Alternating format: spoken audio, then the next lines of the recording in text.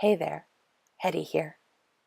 In the wake of a rather extended absence, thanks to an overly eventful end to 2017, I've been thinking a lot about the role of spiritual practice as a soothe, as a means of nursing ourselves back to balanced wellness, or finding comfort during and after hard times. And even more specifically, I've been thinking about this from the point of view of somebody whose own practice is not inherently well suited to the task. Not all spiritual paths are equally good at all things. Of course they aren't. How could they be? But this fact isn't necessarily apparent, nor is it often a problem until we find ourselves in need of something that we haven't required before. Until we reach for support we never bothered to build into the structure of our own practices, only to find that nothing's there. People often discuss spirituality in terms of Maslow's pyramid, that hierarchy of needs that dictates what we are motivated to care about and focus on. Generally speaking, spirituality is positioned alongside personal enlightenment and expansion, right at the apex. And this is used to explain why spiritual pursuits are often among the first things to crumble away when the basic necessities of food, shelter, health, what have you, are endangered. By and large, I agree with this assessment, except I think the probability of one's spiritual practice crumbling and the speed with which it happens probably varies according to the relative risk of each of our basic needs being endangered. That is to say, the more stable the first couple of tiers of your pyramid usually are, the less likely your spirituality is going to be a useful tool when those first couple of tiers are shaken. And so the faster your spiritual practice will collapse into disuse. The reason I suspect this is simple enough. I think that we each naturally design our practices to suit us as we usually are. That we are drawn to acts and practices that serve our default characters, aspirations, and capacities. For me, what this means is that my practice is focused on a thirst for discovery, for adventure, the acquisition of skills, the interaction with the unknown, the parsing of puzzles just to see what shakes loose. The deities I work with are those that likewise speak to and teach to those goals.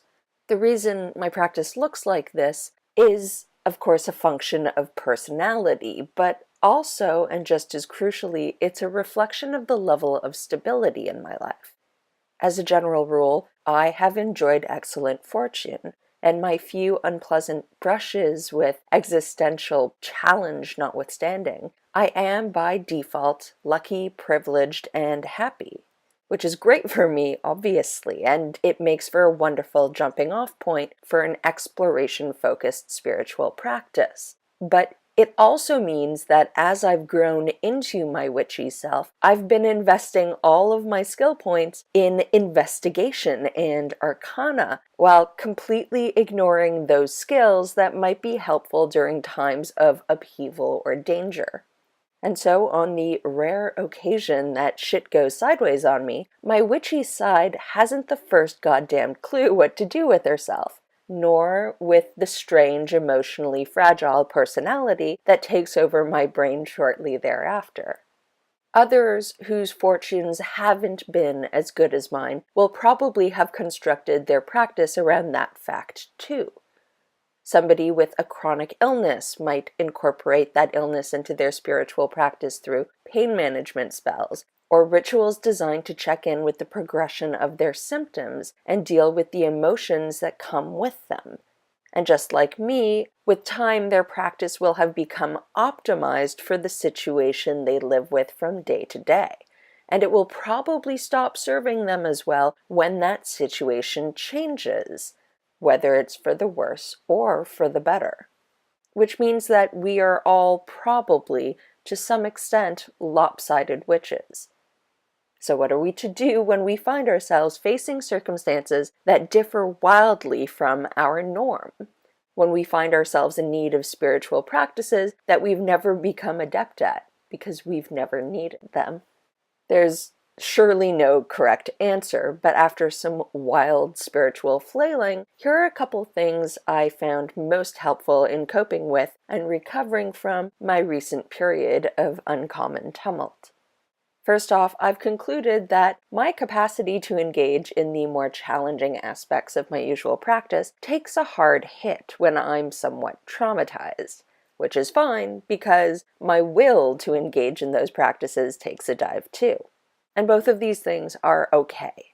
Like I said, that sort of craft is designed to serve me when I'm happy, safe, and feeling ambitious. It's not all that useful when I'm trying to dig myself out of the emotional fallout of a hard hit. So I think it's entirely reasonable to set aside those practices that aren't likely to serve you well when you're out of sorts. Trying to force myself to stick to my usual routine achieved nothing more than to leave me feeling hollow, untalented, and utterly detached. Even the sense of connection that generally comes so easily became impossible. And I think that may be because the process by which I generally achieve it depends heavily on who and where I am emotionally and mentally as I set out on that journey. The acts that we learn and practice become habitual with time. Navigating the route that gets us from spot A to B becomes automatic. Turn right, then left, then right again.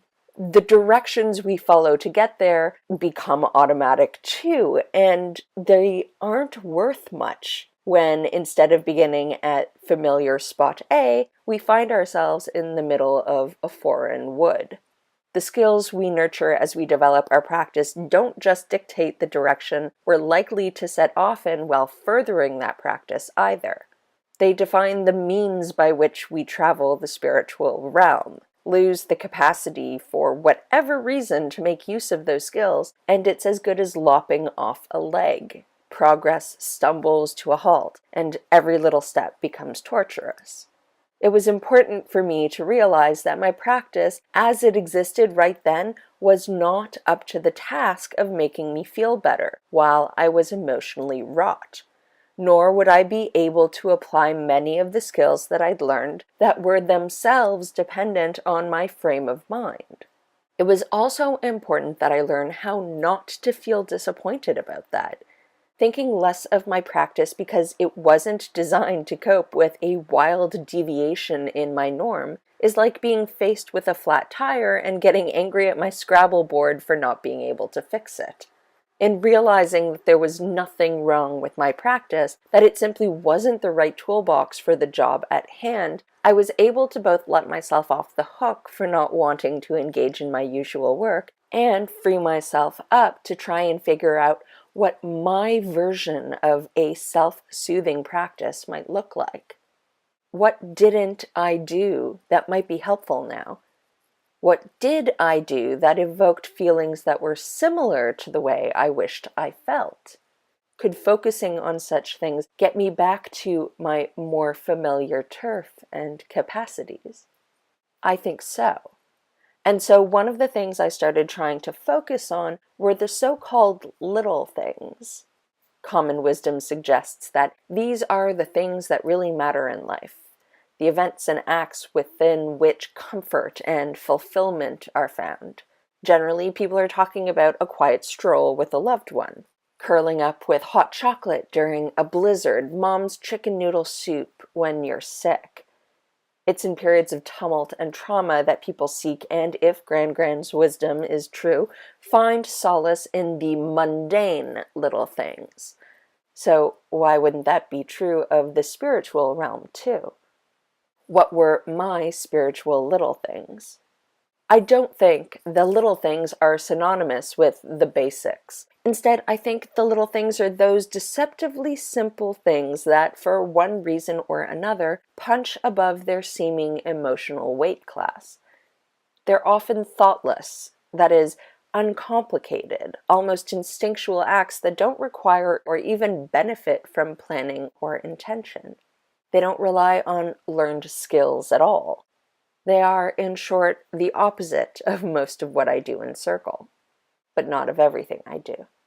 One of my own spiritual little things lies in the sensory experience of the preparatory work I engage in before getting down to real craft business. The scent of crushed herbs and the clink of metal spoons against glass jars and the feel of crushing plants in a mortar. What transforms it from preparatory work into a pure act of comfort is divorcing the process from any greater purpose.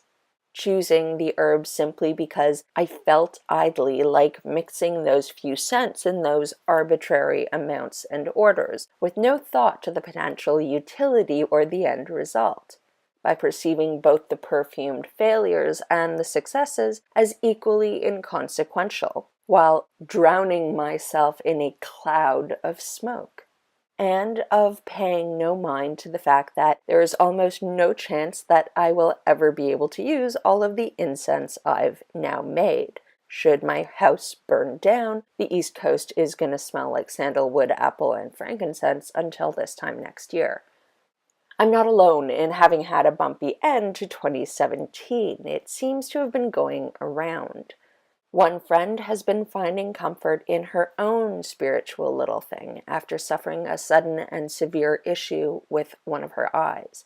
She's taken to carrying around an eye patch-sized crystal, which she presses and holds to her eye anytime she feels the need to.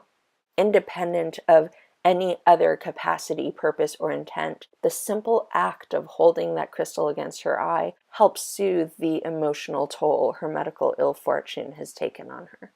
These little things can be remarkably effective, even when it seems like they shouldn't be able to make a blip on one's emotional radar. Part of their efficacy, I think, lies in their ability to keep us connected to our practice, even when we can't drum up the will to engage to the extent that we traditionally have. They're the cord that, for me, has served as the tow line back to more familiar spiritual turf. But they're also a respite from self-judgment and disappointment, because there is no mentally taxing aspect or sense of duty or ability to fail at. The little things are as low pressure as it gets. I think it's also worth noting that seeking comfort in one's spirituality doesn't necessarily mean you have to seek direct emotional support from gods or guides. My own relationship with the deities I work with is decidedly not of the beneficently maternal or cuddly sort, and that works just fine for me. I have no desire to change this dynamic, nor did I while things were rough. Having said that, regardless of one's relationship with the divine, I think it's possible to draw comfort from them simply by alleviating some of the peripheral emotions that can pile up during difficult times, such as doubt, guilt, disappointment in yourself, etc.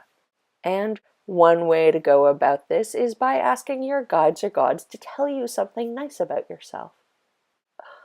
So lame. Indeed it is. I recommend it anyway, because we are not all always in a position to think nice thoughts about ourselves, and a break in the stream of bleakness can do wonders for emotional and spiritual recovery. Besides, nobody else ever needs to know that you are secretly a massive lame-o. I love the externally sourced pick-me-up approach to mood improvement. It's one I've been making use of for a long time in my mundane life, during the sorts of little funks that most of us experience from time to time. For instance, I've had a positive reinforcement email folder for about a decade now, and it houses emails I've received from editors who've liked something I've written, or committees that liked an idea, or loved ones replying with delight and pride to some bit of good news I've shared. It's a wonderful, if painfully dorky reminder that I have occasionally been impressive in the past, despite also having sucked from time to time too, and that I have, all appearances to the contrary notwithstanding, probably not lost all of the qualities that led to those successes during this, my latest hour of suckage. For the spiritual version of this, I turned to the tarot, and rather than asking probing questions designed to plumb the depths of my psyche, I started by asking leading questions that were essentially guaranteed to make me feel better about myself and the amorphous blob-like shape my practice was taking while I ailed. Just as there's a time and place for eating an entire container of Rocky Road during periods of great need, I think you should feel free to overload your spread with feel-good card positions. Having said this, I found that spreads that combine positivity and gentle direction are most productive on both practical and emotional fronts, in part because such questions can provide guidance regarding how to construct a new flavor of spiritual practice, one that is suited specifically to one's present state. Your spiritual first aid kit, if you like. Here's one of the spreads I used and found extremely helpful, which you'd of course want to modify to reflect the shape of your own practice as needed. I'll run through the positions as I use them though and explain a bit of my rationale for doing so. This spread uses 8 cards split into groups of 4 that seek to do 2 different things. The first 4 cards are the pick-me-ups, the positions designed to act as salves for the sorts of spiritual doubts that can crop up when one's practice begins going to pot. The first card represents a core witchy strength you possess, a capacity or feature that has shaped your practice and is a key reason you work with the guides or the gods you do. It is, in essence, one of the things they like most about you, and an aspect of yourself and abilities that remains strong even if you're not really feeling like it right then. The second card represents a baseless doubt, a gnawing worry that just isn't true. Here is that imaginary shortcoming you invented in an effort to explain why something that's always worked for you before doesn't right now, but which is in reality little more than a means of making you feel worse and impairing your progress. The third card, like the second, speaks to our tendency to have an inaccurate view of ourselves, particularly when we're not feeling so hot. Only this time it's an aspect in which we are giving ourselves too little credit. The third card represents an area of your spiritual practice in which you're actually further along than you think you are. It may be a skill that you're better at than you realize, a technique you're on the cusp of mastering, or a question that you've been trying to answer that you've almost puzzled out. The fourth card represents an area of great potential that is being undermined by the doubts and mistaken impressions depicted in the second and third cards. Here we find territory that is waiting for us to explore it, and which will keep waiting until we've sorted our shit out and are ready. This card is an opportunity, but a no-pressure one. It isn't going anywhere, even if it takes us a while to rally. The 5th through 8th cards are focused on providing more practical advice regarding beneficial ways to approach your strange times spiritual practice. Hopefully, these positions can provide direction and support while you create a new secondary practice that provides both the support you need now and a means of navigating back to the place you recognize as your more true spiritual home, the place you are most effective when you're quote-unquote normal. The 5th card represents a skill or practice you've already mastered that can be leveraged to serve you now. This card may speak to the tone your current practice should take. For instance, although you may be more of a ceremonial practitioner when you're at your baseline, perhaps you've got a bit of hedge witch in you that should be taking center stage for the time being. Alternately, this card may hint at the sort of foundational elements upon which to build this temporary practice, which tools to rely on, the spaces in which you should work, the concepts to explore. This card is, in short, your first clue regarding where to invest your energies and which abilities to rely on while doing so. The 6th card represents an area where you should simply cut yourself some slack right now. It may be a reference to a practice you feel bad about setting aside for a while, or perhaps a reflection of something new that you want to incorporate but are pretty sure isn't going to work.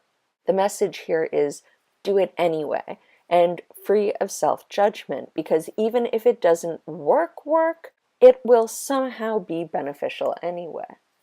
The seventh card deals specifically with feelings of being out of touch with the deities or guides you usually work with. Now, nothing says that you can't or shouldn't explore working with others for a while, or even more permanently. But if you're looking to rekindle more regular contact with a deity that's felt out of touch, this is the card that is meant to provide advice on that score. Finally, the eighth card is meant to provide you with an idea of what sorts of signs to watch out for the next while. It may point to individuals who can provide support, or occurrences that are symbolically meaningful, or fleeting moments by which your deity will be reaching out to you. These are the sorts of signs that can provide ongoing guidance over the coming days and weeks, and which can serve as reminders that being someplace unfamiliar is not the same thing as being lost. One of the perks of being a witch is that even when we're up shit creek, we've always got a paddle or two stowed away. Getting back to familiar shores might be a slog still, but in the process of figuring out how to pull it off, we can create the sort of emergency spiritual intervention that will help us speed through whatever difficult times we face next. Now, of course, there are circumstances in which our core practice will fundamentally and forever be altered by a new event in our lives. It's not always the case, I'm sure. But when it does happen, you can probably expect that the skills and aspects of your emergency, your bridge practice that is meant to get you over the hump, are somehow going to be reintegrated into your whole practice. But that'll happen to a greater and lesser extent. And I think that in approaching the hard time practice as if it were independent of what had become your core practice, the fundamentals that you've been building toward for years remain untainted by present circumstance. They never absorb the tinge of disappointment of trying to mimic something that you're just not in a position to mimic right now. Anyway, on that note, I'll wish you the best, even if you are riding out the bumpy portions of your own journey right now. Until next time, safe travel.